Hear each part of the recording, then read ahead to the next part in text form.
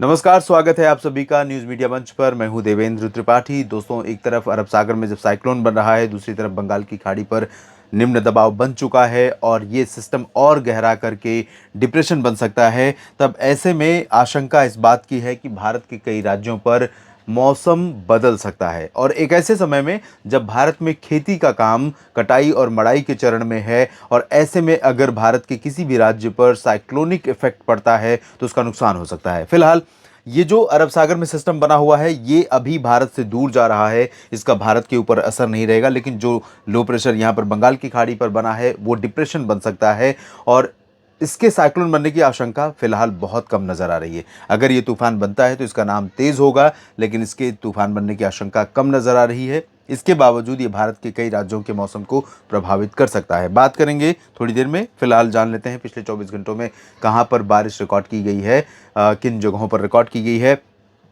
एक बात सबसे इम्पॉर्टेंट ये है कि अब जो बारिश की गतिविधियां हैं वो सीमित हो गई हैं और देखिए तो सिर्फ 20 शहरों में बारिश रिकॉर्ड की गई है, कुछ भी। उसके बाद मौसम शुष्क है देश में, या अगर कहीं पर हुई होगी तो वो ऑब्जर्वेटरी में रिकॉर्ड नहीं की गई है। तो 20 जगहें कौन सी हैं ये जान लेते हैं।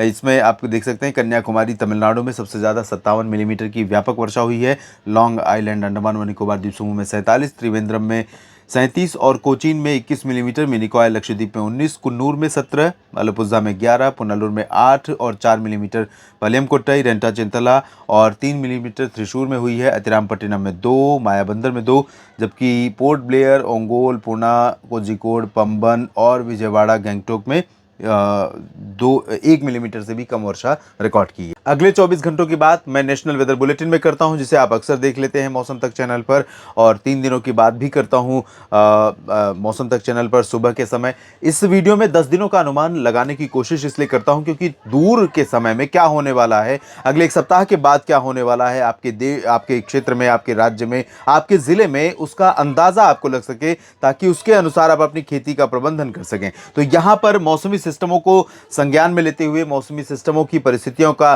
ध्यान करते हुए अगर हम देखें तो जब ये सिस्टम आगे चला जाएगा तो भारत का जो पश्चिमी तट है या साउथ पेनिनसुलर रीजन है, यहां पर बारिश होने की संभावनाएं धीरे धीरे कम हो जाएंगी। वजह यह है कि इस दौरान नॉर्थ ईस्ट मानसून यहां पर सेट हो जाएगा। अगले 2-3 दिनों में 2 दिन में ही यहां पर साउथ पेनिनसुलर रीजन पर नॉर्थ ईस्ट मानसून सेट हो जाएगा, ऐसे संकेत हैं। वजह यह है कि उत्तर पूर्वी दिशा की हवाएं यहां पर लगातार चलने लगी हैं, लेकिन क्योंकि जब कोई आसपास सिस्टम होता है स्ट्रांग, तो वो आसपास की एनर्जी यानी ऊर्जा को, करंट को अपने आप में समेट लेता है।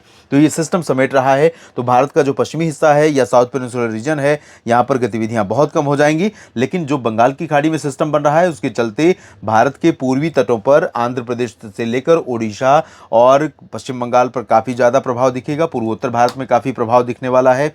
अनुमान अभी इस मॉडल के अनुसार लग रहा है कि ये बांग्लादेश की तरफ जाएगा। डिप्रेशन की इंटेंसिटी में दोनों मॉडल लगभग सेम ट्रैक पर दिखा रहे हैं, और ये अगर बांग्लादेश की तरफ जाता है तो भी ये आंध्र प्रदेश, ओडिशा और पूर्वोत्तर भारत, साथ ही साथ बिहार, झारखंड और ओडिशा के, छत्तीसगढ़ के कुछ इलाकों को प्रभावित कर सकता है। थोड़ा बहुत असर आपको विदर्भ और मध्य प्रदेश के पूर्वी हिस्सों, पूर्वी उत्तर प्रदेश के ऊपर भी बढ़ते हुए बादलों के रूप में दिख सकता है, लेकिन ये बादल यहाँ पर बारिश देंगे ऐसी आशंका, ऐसी संभावना फिलहाल बहुत कम नजर आ रही है। इसके अलावा उत्तर भारत के भागों पर आने वाले एक के बाद एक डब्ल्यूडी के चलते जम्मू कश्मीर से उत्तराखंड के बीच में ऑन एंड ऑफ हल्की फुल्की बारिश हो सकती है। थोड़ी बहुत वर्षा राजस्थान के उत्तर पश्चिमी क्षेत्रों में और पंजाब में हमें नजर आ सकती है। बाकी कोई ज्यादा मेजर चेंज, मेजर थ्रेट यानी बड़ी चुनौती मौसम की तरफ से देश में नहीं नजर आ रही है। इस बुलेटिन में इतना ही। फिर भी जो बदलाव होंगे उनके लिए आपको अलर्ट रहना होगा, बने रहना होगा मेरे साथ। मैं आपको अपडेट करता रहूंगा, चाहे वो अरब सागर से उठने वाले सिस्टम की बात हो या बंगाल की खाड़ी या फिर पश्चिमी विक्षोभ,